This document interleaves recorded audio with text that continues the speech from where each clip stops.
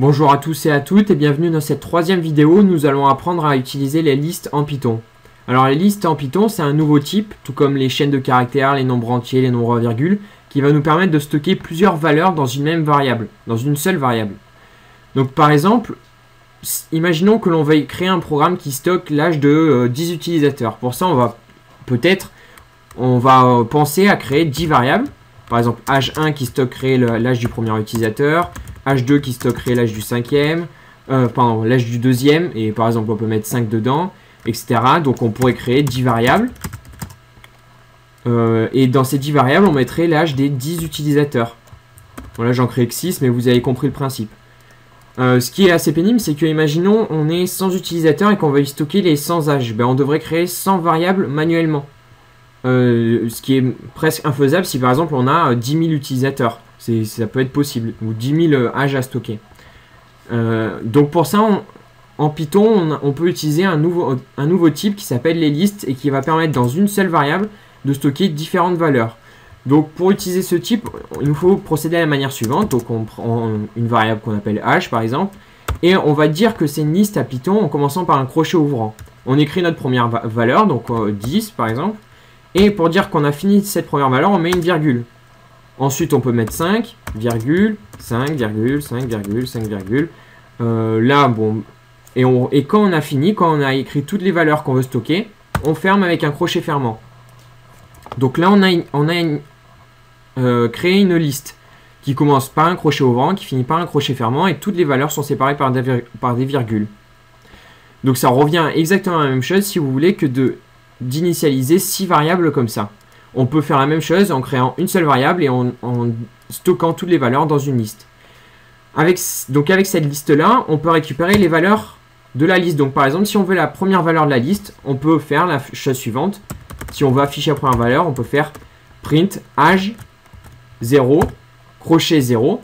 Et là, ça veut dire ça va récupérer la première valeur de la liste. Parce qu'il faut se rappeler que 0, ça correspond à la première valeur de la liste, 1 à la deuxième, 2 à la troisième, etc. Il y a un décalage de 1, il faut s'en souvenir de ça.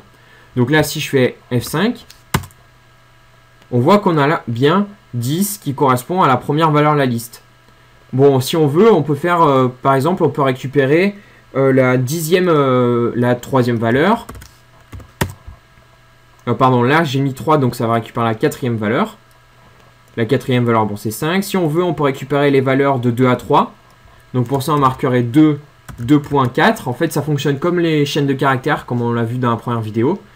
Donc il faut se souvenir que le 4 est exclu. Donc là, du coup, ça va sélectionner les valeurs de... j'ai dit une bêtise, tout à l'heure, c'est de 3 à 4. Parce que 2, ça correspond à la troisième valeur. 4, ça correspond à la cinquième. Mais la cinquième valeur est exclue, donc ça sélectionne les valeurs de 3 à 4. Voilà, donc là on obtient une sous-liste, si vous voulez. Bon, donc en fait, pour obtenir des sous-listes, c'est comme pour les chaînes de caractères pour obtenir des sous-chaînes. Bon, maintenant, avec ces listes, si on veut, on peut modifier la valeur. Par exemple, maintenant je me dis, non, je veux plus que cette valeur-là, ça soit 5, je veux que ça devienne 7. Mais ce qu'on peut faire, c'est la chose suivante, dire que âge, crochet, donc si c'est la deuxième valeur, crochet 1, égale 7. 7. Donc là, du coup, la deuxième valeur de la liste va prendre la valeur 7. Et si on veut, on peut l'afficher après. On peut faire un print âge. Et on voit maintenant qu'on a bien 7 comme deuxième valeur de la liste. Donc si on veut, on peut modifier les valeurs de la liste après coup. On peut aussi, par exemple, les concaténer des listes. Si je veux, je peux créer une deuxième liste que je vais appeler âge2. Donc là, par exemple, je l'appelle âge1, là je l'appelle âge2, et je vais mettre d'autres âges, donc 40, 30, 20, voilà. Et si on veut, on peut concaténer ces deux listes dans une nouvelle liste qu'on appellerait par exemple âge, et pour ça, on fait comme pour les chaînes de caractères, c'est pareil encore, on écrit âge égale âge1 plus âge2. Et si on affiche âge à la fin, on va voir qu'on obtient une liste qui contient d'abord les valeurs de âge, puis après les valeurs de âge2. Alors là, j'ai une erreur parce que, si vous voulez, là, j'ai écrit plus âge. Et auparavant, on n'avait jamais défini cette variable-là. Donc là, il faut que j'écrive plus âge2. Donc je relance. Et là, on obtient bien une liste qui contient d'abord les variables de H1, et après, pardon, les valeurs de H1, et après les valeurs de H2. Donc là, on a vu la concaténation, c'est pareil que pour les chaînes de caractères. On peut faire aussi d'autres choses. Par exemple, on peut ajouter des éléments dans la liste après coup. Donc, ben, il y a plusieurs manières. Donc, moi, la manière que je vous conseille le plus dans un premier temps, c'est de faire comme ça. C'est dire comme quoi H, par exemple, ça serait égal à H1, plus la concaténation d'une nouvelle liste qui contiendrait d'autres valeurs qu'on va ajouter. Donc, par exemple, si on va ajouter l'âge 40, on écrit la chose suivante. Donc, H va prendre en premier les valeurs de H1, puis après la valeur de cette liste qui contient la valeur 40. Et donc là, si on affiche H,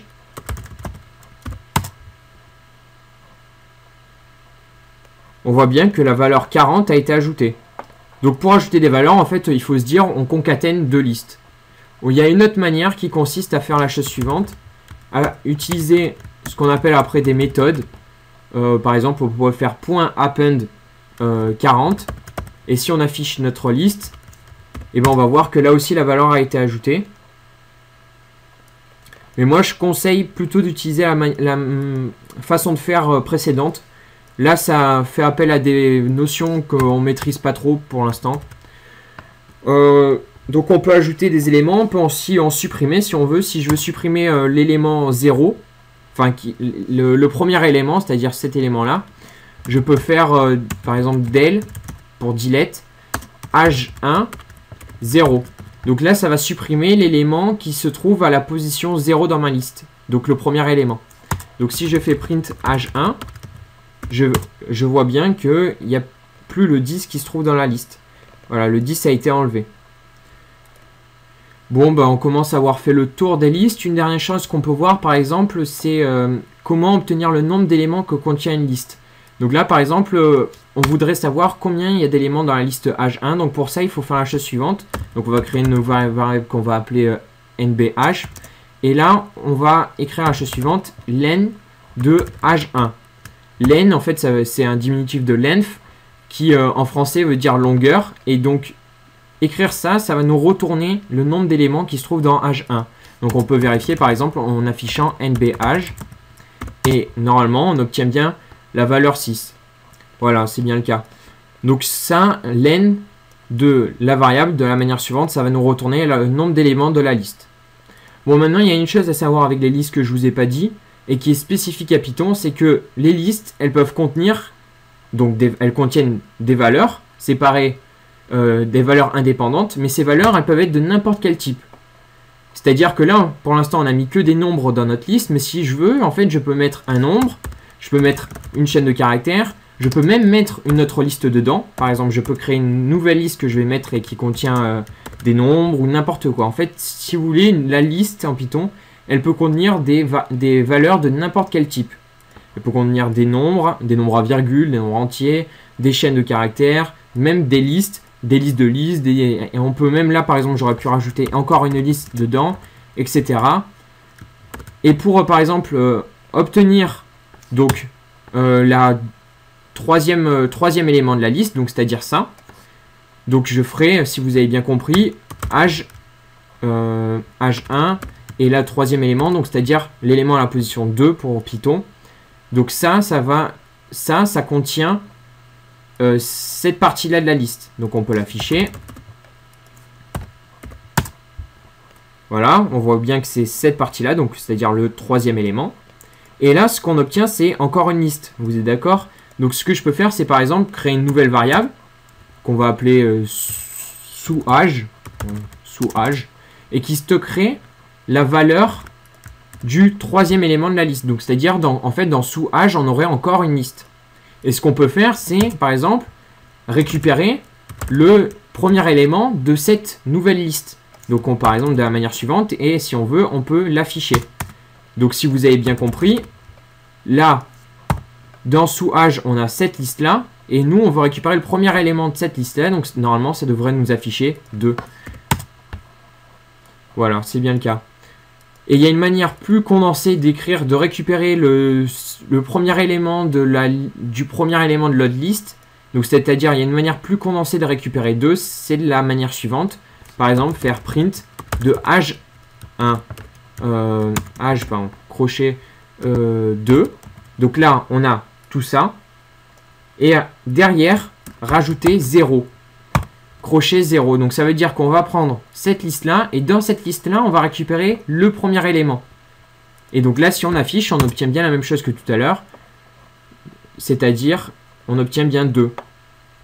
Donc vraiment, dans Python, il faut se dire que Python, les listes de Python, c'est des listes qui contiennent des valeurs de n'importe quel type. C'est pas le cas dans beaucoup d'autres langages, mais dans Python, c'est le cas et c'est pratique. On peut mettre vraiment n'importe quel type dans des listes. Donc là, je pense qu'on commence à avoir fait le tour des listes. Une petite dernière chose, c'est par exemple si on veut copier une liste. Donc, avec des variables, c'est-à-dire de type, entier ou chaîne de caractères.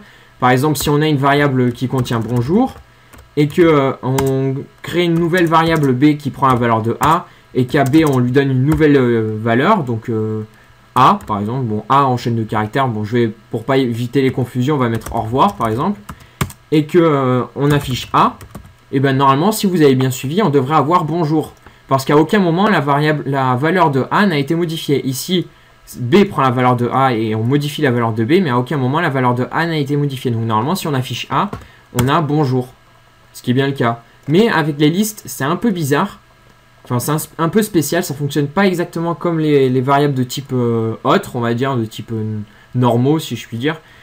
Vous allez voir, si par exemple on crée une liste contenant le chiffre 0, que on dit ben B prend la valeur de A et que dans B on modifie ce premier élément et qu'on lui donne la valeur 4 et que maintenant on affiche A, là aussi normalement on n'a pas modifié la valeur de A.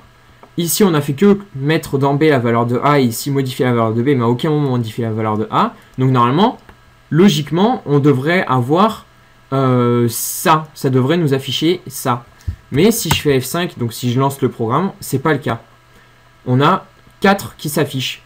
Alors que bizarrement, on n'a à aucun moment modifié A. Et c'est parce qu'en fait, en Python, la copie des listes, en fait, si vous voulez, en Python, sans rentrer trop dans la théorie, on ne copie pas les valeurs des listes, mais on copie l'adresse mémoire contenant ces valeurs. Donc si vous voulez, ça ne copie pas réellement les valeurs, ça copie le chemin d'accès. Bon, sans rentrer dans la théorie, donc ce qu'il faut faire en Python pour copier vraiment une liste, c'est faire la chose suivante, précéder la liste du mot-clé liste, et là ça va faire une copie. Donc il y a plusieurs façons. La première façon c'est ça, de dire que que B est égal à liste de A, et ça va rendre indépendantes les deux listes. Donc là si j'affiche A, je vais avoir la valeur 0. Voilà.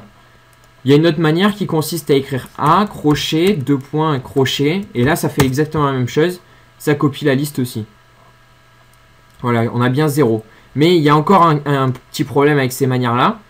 Bon, je ne vais pas rentrer dans les détails. C'est que par exemple, si je fais une liste de listes et que dans B, je prends la valeur de A et que là, je modifie cette valeur-là, que je la mets à 4 et que j'affiche A, et ben, je vais encore avoir la valeur de A va être modifiée encore. Bon, donc c'est un problème. On verra en fait, on verra ça plus tard pour résoudre ce problème. Pour, on va dire, copier des listes qui ne contiennent pas de liste, il faut utiliser le mot-clé liste ou la manière suivante.